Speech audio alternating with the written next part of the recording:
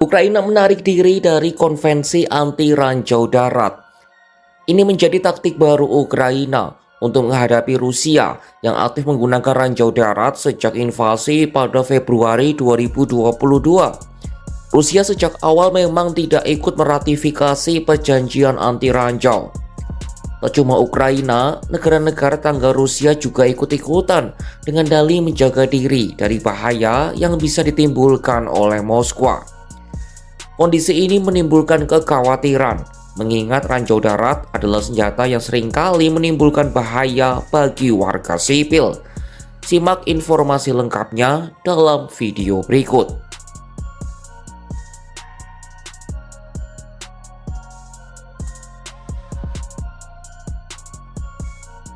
Ukraina berencana untuk menarik diri dari perjanjian Ottawa, konvensi anti ranjau darat yang dibuat pada 18 September 1997. Konvensi Ottawa merupakan perjanjian yang diikuti lebih dari 160 negara. Intinya, perjanjian ini melarang produksi, penggunaan, penimbunan, dan pemindahan ranjau darat anti personel. Ranjau yang tersisa harus dimusnahkan dan tak boleh diproduksi kembali. Tapi kenapa harus dimusnahkan? Apakah ranjau darat seberbahaya itu? Jawabannya iya. Senjata ini biasanya dikubur di ladang, sawah, hutan sehingga tidak terlihat oleh mata telanjang. Ranjau akan meledak ketika ada manusia atau kendaraan yang menginjaknya. Salah satu negara dengan korban sipil akibat ranjau darat terbesar di dunia adalah Kamboja. Para petani di sana kerap tidak sengaja menggali ranjau darat di ladang dan berujung tewas atau menjadi penyandang disabilitas. Semua diakibatkan ranjau yang tersisa dari perang saudara di tahun 1970-an. Total ada 160 negara yang menandatangani perjanjian Ottawa termasuk Indonesia. Sejumlah negara yang tidak ikut ratifikasi perjanjian itu adalah Rusia, Iran, Amerika Serikat, Israel, dan China. Presiden Ukraina Volodymyr Zelensky menyebut keluarnya Kiev dari perjanjian Ottawa sebagai strategi menghadapi Rusia yang menggunakan ranjau darat secara masif dalam perang. Sebelumnya, Ukraina meratifikasi konvensi ini pada tahun 2005. Dalam pernyataan yang dirilis pada Minggu 29 Juni 2025, orang nomor satu di Ukraina itu menyebut ranjau darat sebagai instrumen yang tidak dapat digantikan oleh apapun untuk tujuan pertahanan. Dalam perang Rusia-Ukraina sudah berlangsung selama 40 bulan, Rusia seringkali menggunakan ranjau darat secara masif di wilayah Ukraina. Zelensky menggambarkan penggunaan ranjau darat ini sebagai gaya khas pembunuh Rusia.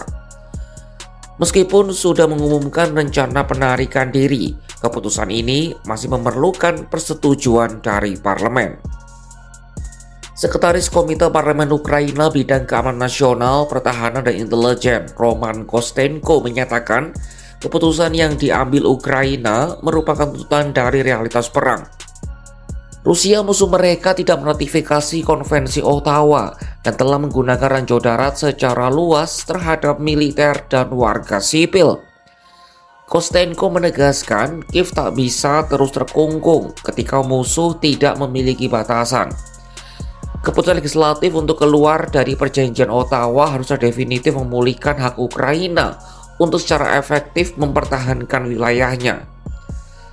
Sayangnya, Kostenko tidak mengatakan kapan keputusan itu akan dibahas di parlemen. Setelah lebih dari 3 tahun invasi Moskwa, Kiev kini menjadi negara dengan ranjau darat terbanyak di dunia. Euronews melaporkan butuh waktu 30 tahun untuk menyelesaikan pembersihan ranjau. Bahkan sepertiga wilayah Ukraina ini berpotensi menjadi wilayah berbahaya.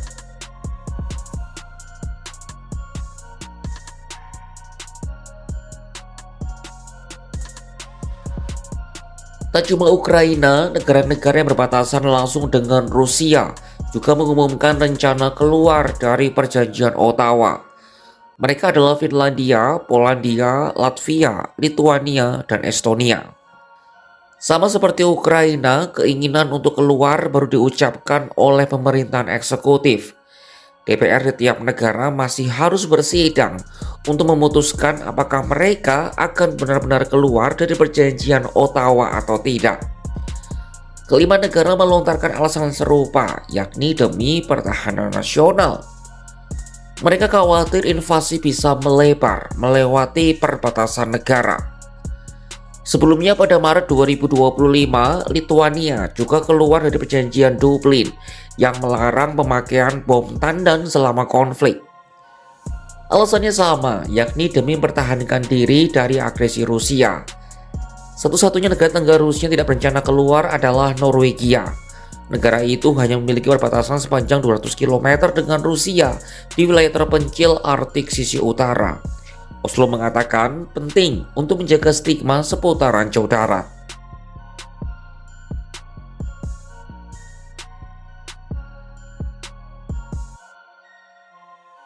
Sejumlah organisasi kemanusiaan menyayangkan keputusan Ukraina dan 5 negara lain untuk keluar dari Konvensi Ottawa.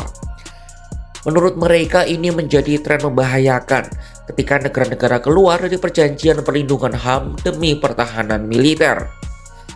Salah satu organisasi yang mengkritik keras adalah Palang Merah. Mereka menyayangkan rekomendasi tersebut sebagai kemunduran besar bagi perjanjian Ottawa. Juru bicara Palang Merah Christian Cardon menyinggung soal ranjau darat yang jauh lebih berbahaya bagi warga sipil daripada prajurit militer. Ranjau darat juga menimbulkan masalah ekonomi. Lahan ditanami senjata ini sebagian besar tidak dapat digunakan untuk pertanian atau pariwisata. Sementara ex-menteri luar negeri Kanada, Lloyd Axworthy, ikut menyatakan kecewaannya atas sikap sejumlah negara Baltik untuk keluar dari perjanjian yang ikut dirinya promosikan. Ia menyinggung keputusan ex-presiden Amerika Serikat Joe Biden yang mengirim ranjau darat ke Ukraina pada 2024 lalu sebagai pemicu dan menimbulkan efek berantai. Dalam perang, prinsip bisa berubah menjadi strategi. Ukraina setelah hampir 2 dekade meratifikasi konvensi anti ranjau, kini berbalik arah. Ketika Rusia terus menanam ranjau tanpa batas, Kiev memilih bertahan dengan cara yang sama. Tapi langkah ini bukan hanya soal taktik, melainkan sinyal bahwa perang panjang mengaburkan batas antara perlindungan dan pelanggaran. Dunia pun cemas sebab ranjau tak pilih korban. Ia diam tapi mematikan. Dan ketika satu negara mundur dari perjanjian, yang lain ikut, membuka kembali luka lama yang belum sempat benar-benar disembuhkan oleh sejarah. Saksikan kabar lainnya hanya di kanal YouTube Kompas.com.